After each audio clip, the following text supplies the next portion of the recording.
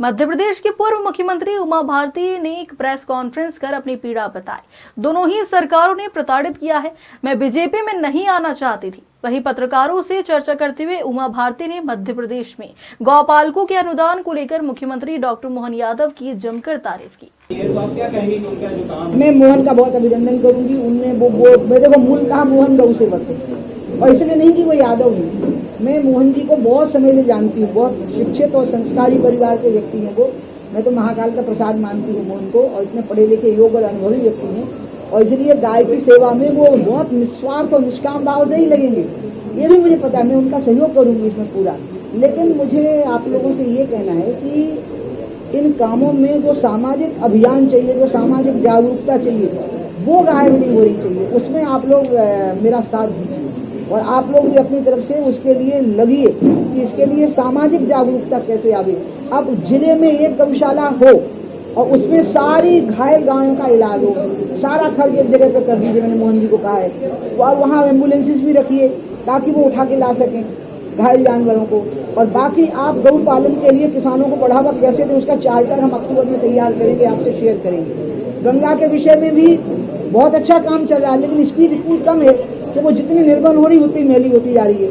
तो इसलिए मैंने कई बार कहा, मुझे विश्वास है कि मोदी जी कर लेंगे। राम मंदिर का काम हो गया, 370 हटने का काम हो गया, अब गंगा और गौ का काम रह गया। मुझे यकीन है कि मोदी जी अमित शाह जी की जोड़ी वो कर देगी। आप माँ से भी तो कुछ पूछो ना। आपने बोला 15 से 20 साल अभी आपको राजनीति करना है। अच्छा हाँ, हम गौ को बता देंगे पैसन वाली बात। मैं अपील करूंगी आपके माध्यम से पूरे मध्य प्रदेश की सामाजिक संस्थाओं से कि गौ के नाम पर व्यवसाय मत करिएगा। गाय की सेवा अगर करनी है तो सिर्फ मोहन सरकार इतना आपको रिलीफ दे रही है, तो आपको सिर्फ सेवा करनी है, आपको वहाँ से मेवा नहीं खानी, बल्कि अपनी तरफ से भी उसमें कुछ लगाना है, अपनी जेब से लगाना है। मोहन सरकार जो दे उसको लीजिए, उसमें अपना मिलाइए और मिला के यज्ञ करिए। यज्ञ की आहुति में कई प्रकार की सामग्री होती है।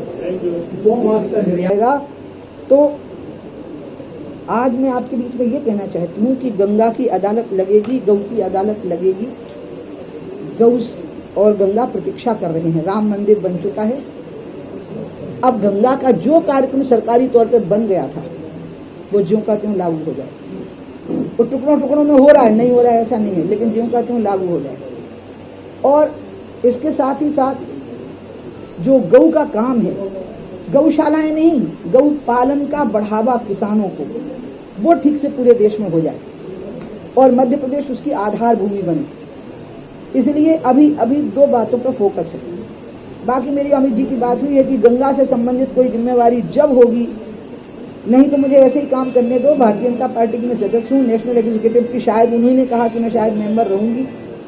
और इसके अलावा मैंने कहा गंगा से संबंधित जो काम होगा तो मैं कर दूंगी, और जब मुझे आत्मसंतुष्टि हो जाएगी तो मैं आपको कहूंगी कि अन्य जिम्मेवारी दीजिए। इसके अलावा जो बोलेगा ना वो सब झूठ है, क्योंकि मेरे और अमित शाह के बीच में बात हो चुकी है। अब कोई नहीं बोल सकता है इसको, किसी को अधिकार नहीं, या तो अमित जी बोलेंगे या मैं बोलूँगी। इसलिए आज आपके बीच में मैं इसलिए उपस्थित हुई हूँ कि मैं एक भार के साथ अलग हुई अपनी जिंदगी के, निजी जिंदगी के, और माँ आ गई अचानक सुन करके कि मैं थोड़ा उहापोह में हूँ, रो रही हूँ पूरे टाइम। मेरी जिंदगी से दो बच्चे पौधे हृदय में जमे थे, वो निकल रहे हैं, उखाड़ रही हूँ उनको मैं। उनको भी कष्ट हो रहा है, मुझे भी कष्ट हो रहा है, उनको मुझसे ज़्यादा कष्ट हो रहा है। आप आ जाओ। तो बेचारी उत्तरकाशी से भागी, यहाँ तक आ गई।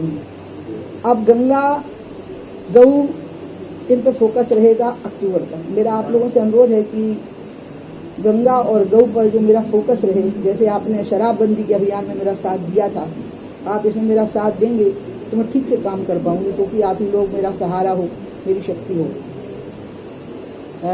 मैं इसके अलावा मैं चाहूंगी कि आप सवाल करेंगे तो मैं जवाब दूंगी। माँ से भी पूछना है तो